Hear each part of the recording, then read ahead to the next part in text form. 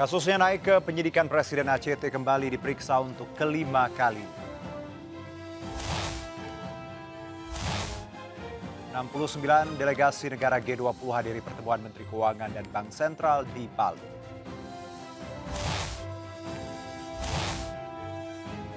Partai Demokrat apresiasi rencana safari politik Puan Maharani ke semua parpol.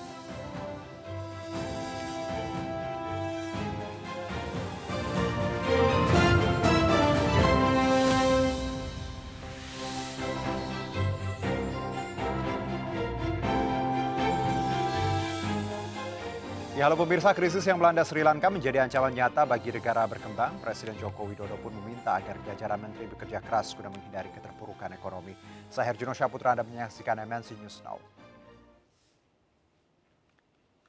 Kita ke informasi yang pertama, tim identifikasi di Treskrim Polda Jatim Rabu siang menggelar olah TKP di SMA SPI Kota Batu, Jawa Timur. Olah TKP dilakukan pasca pelimpahan laporan polisi dari Polda Bali terkait Julianto Eka Putra yang diduga melakukan eksploitasi ekonomi.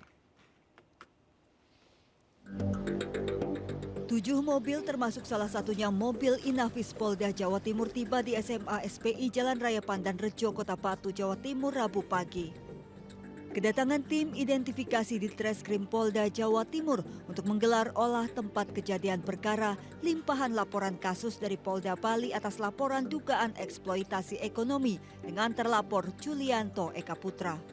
Olah TKP digelar tertutup dari wartawan. 6 korban melaporkan Julianto atas dugaan melakukan eksploitasi ekonomi pada 2009 saat para korban masih berusia 15 tahun. Julianto dianggap mempekerjakan anak-anak untuk aktivitas ekonomi di SPI.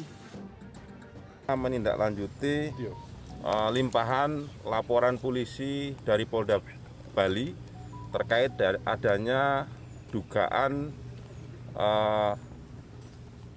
kasus JE terkait dengan eksploitasi ekonomi.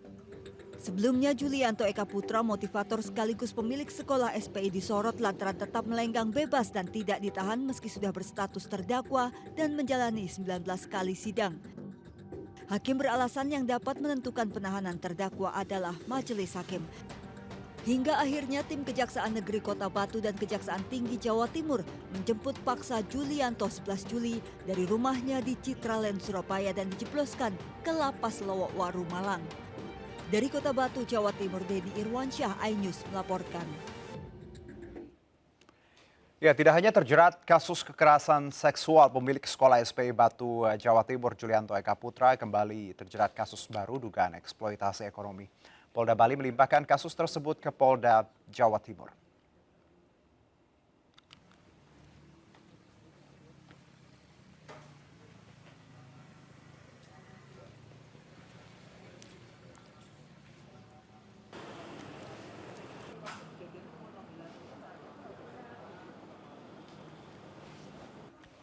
Ya, 6 korban melaporkan Julianto Eka Putra atas dugaan eksploitasi ekonomi saat para korban masih berstatus siswa di sekolah SPI pada tahun 2009.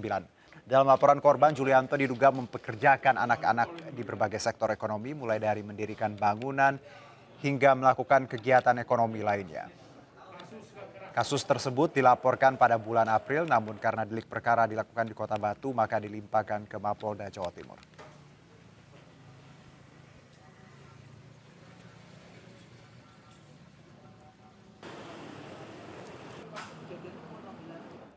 Ya, 2 kasus kekerasan seksual di Jombang dan Kota Batu, Jawa Timur memperlihatkan betapa hukum tak berpihak pada korban. Meski sudah berstatus tersangka, kedua pelaku tak kunjung ditahan. Kepada tim liputan kami, korban kekerasan seksual alumni siswa SPI bahkan mengaku mendapatkan intimidasi.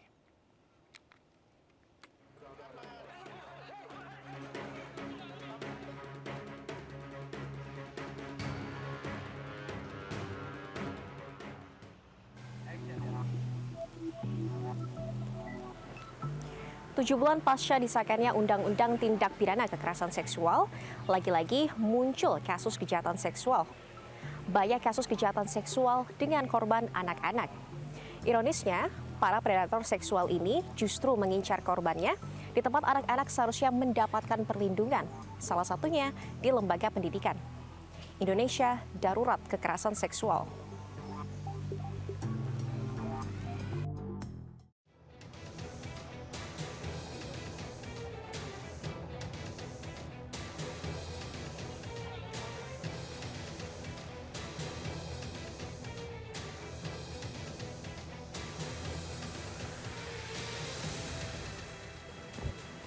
Pada 3 Juli lalu, penggerebekan terhadap DPO kasus kekerasan seksual dengan korban santriwati menggegerkan masyarakat. Tersangka bernama Muhammad Zubhi Alasani alias Beki, licin bagai belut, berulang kali gagal ditangkap aparat. Padahal, Beki sudah ditetapkan sebagai tersangka sejak 2019 silam dan resmi menjadi DPO pada Januari 2022 lalu. Butuh 3 kali pergantian Kapolres Jombang dan Kapolda Jawa Timur, Beki akhirnya ditahan. Setelah drama penggerebekan selama 15 jam, Beki akhirnya menyerahkan diri kepada aparat kepolisian.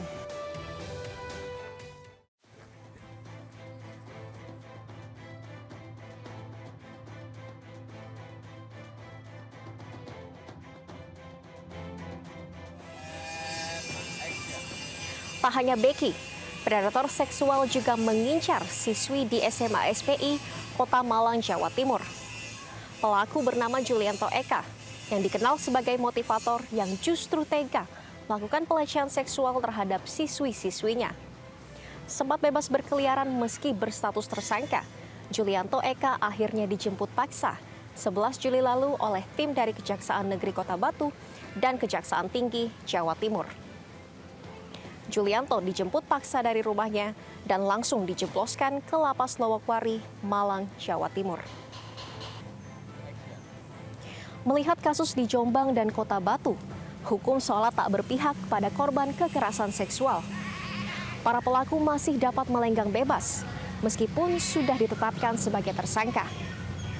Berdasarkan data dari Sistem Informasi Online Perlindungan Perempuan dan Anak Simfoni PPA, data pada Januari 2022 saja, sebanyak 797 anak menjadi korban kekerasan seksual. Dari data korban, mayoritas didominasi oleh golongan anak-anak, sementara sisanya oleh golongan dewasa.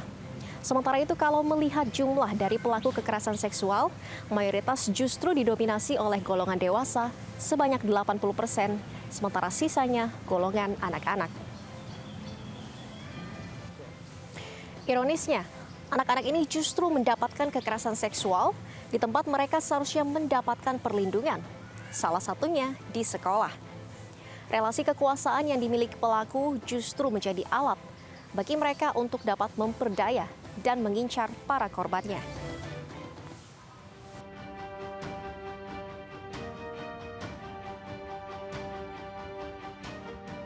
Kalau untuk ketakutan pasti saya mengalami ketakutan, adik-adik dan teman-teman saya mengalami ketakutan. Untuk pelaporan sebenarnya ini bukan yang pertama. Kita pernah melaporkan di tahun 2018 kepada ketua yayasan. Setelah itu ada juga dulu kakak kelas saya, dia sampai bersumpah di kitab yang dia yakini bahwa dia dilecehkan, namun tidak diindahkan, malah dia dibilang bahwa dia fitnah, sehingga itu membuat kita semakin takut gitu, sehingga kita semakin menutup diri. Dan di 2020 kita juga menyampaikan lagi apa yang kita alami gitu. Ya, jadi beberapa kali saya dapat fake account gitu, bukan hanya saya aja tapi beberapa korban yang lainnya juga. Jadi kayak misalnya, oh ya nanti saya akan buru kamu ke domisili tempat saya sekarang, oh ya nanti aja, lihat aja. Jadi posisinya adalah ancaman-ancaman yang mau ngejar kita seperti itu. Bahkan yang terparahnya lagi adalah kita ini kan sesama korban gitu. Jadi sesama korban dan kita juga ada alumni di sana.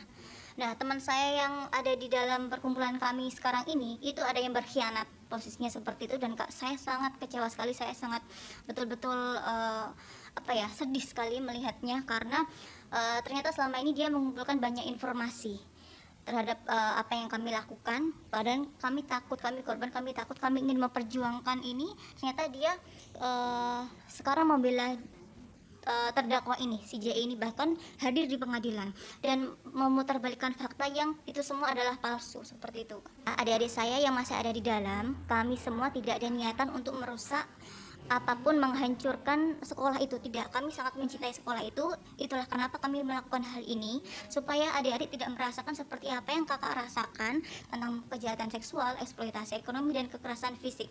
Hanya itu saja. Jadi kami ini memperjuangkan, saya minta bantuan kepada orang tua wali murid, jangan takut, adik-adik juga jangan takut yang ada di sana.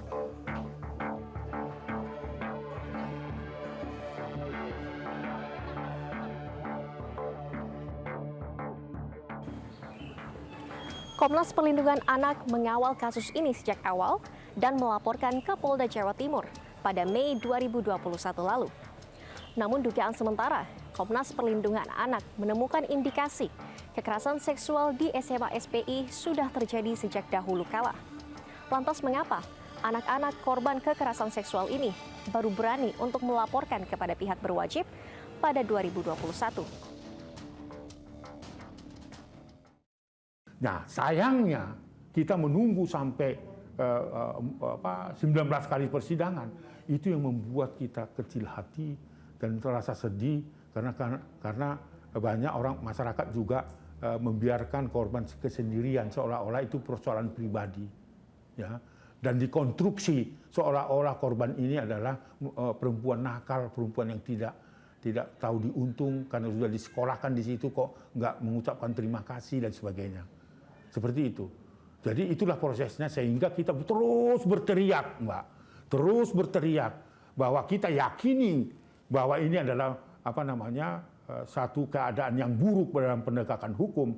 Dan saya sampai berbicara langsung dengan Ketua Pengadilan Negeri Malang untuk menyampaikan protes kita kenapa si terdakwa yang sudah nyatakan terdakwa oleh jaksa itu tidak ditahan. Apa jawabannya? Mengecewakan. Seorang ketua pengadilan menjawab saya bahwa ditahan atau tidak ditahannya terdakwa itu di tangan majelis hakim.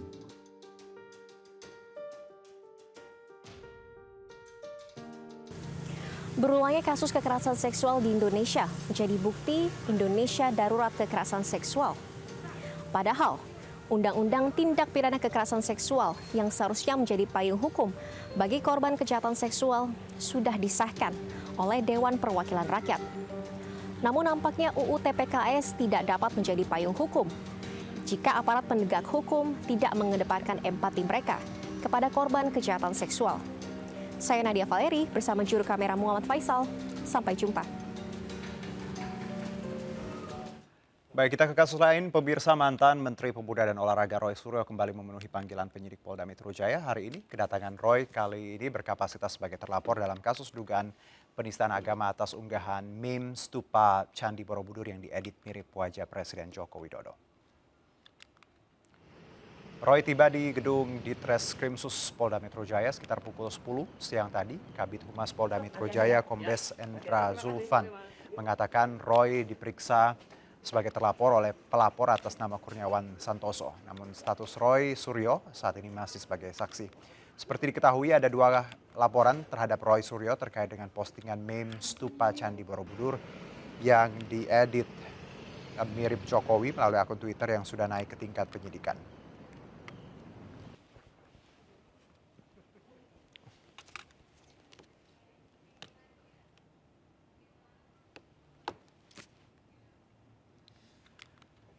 Ya, Barreskrim Polri telah menaikkan kasus dugaan penyelewengan donasi di Yayasan Aksi Cepat Tanggap ke tahap penyidikan. Agenda pemeriksaan kepada mantan presiden dan petinggi ACT juga digelar pada hari ini. Pemeriksaan Ahyudin dan Ibnu Hajar merupakan yang kelima kalinya. Dalam kasus ini penyidik juga telah membentuk tim khusus yang melibatkan 5 subdit untuk menangani kasus ACT secara cepat, serius, dan profesional. Peningkatan status perkara dilakukan setelah penyidik melakukan gelar perkara dengan memeriksa sejumlah saksi dan menemukan 2 bukti permulaan yang cukup. Penyidik juga telah melakukan audit keuangan terhadap 2 sumber pendanaan yang dikelola oleh ACT dan Akuntan Publik.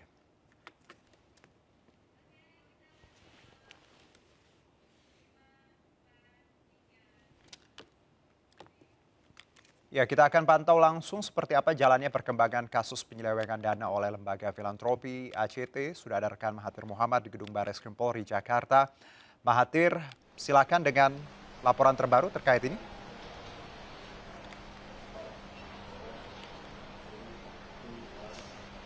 Silakan Pak Ya, Atif. Junor, terkait laporan terbaru dari pemeriksaan aksi cepat tanggap atau adanya penyelewengan yang dilakukan oleh aksi cepat tanggap ini, memang dari pemeriksaan yaitu Presiden Aksi Cepat Tanggap atau ACT dan juga mantan Presiden ACT ini sudah dilakukan pemeriksaan. Keduanya telah hadir pada pukul 13.00 waktu Indonesia Barat.